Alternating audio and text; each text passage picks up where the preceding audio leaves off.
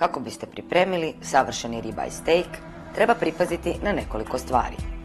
Za početak, naučite izabrati meso i neka ono bude prošarano masnoćom, jer upravo masnoća čini meso sočnijim. Dobar komad mesa mora biti na sobnoj temperaturi barem sat do 2 prije nego dodirne vrelu površinu. Prije pečenja dovoljno je samo posoliti meso sa svake strane ili premazati aromatiziranim umakom. Meso obavezno mora ići na vruću tavu ili grill kako bi se zatvorile pore, a unutrašnjost ostala sočna.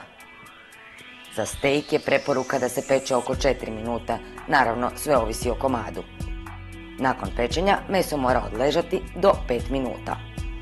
Kada se odrezak poslužuje, možete ga aromatizirati začinskim maslacem kako bi dobio masni sjaj. Odrezak je najbolje poslužiti u komadu ili izrezan na tanke komadiće. Najbolje komade odležanog mesa, vakumski pakirane i potpuno spremne za pripremu roštilja s ekipom, možete nabaviti u beef shopu na adresi Hondlova 2 u Zagrebu. Priuštite sebi i vašim najdražima obrok koji će se dugo pamtiti.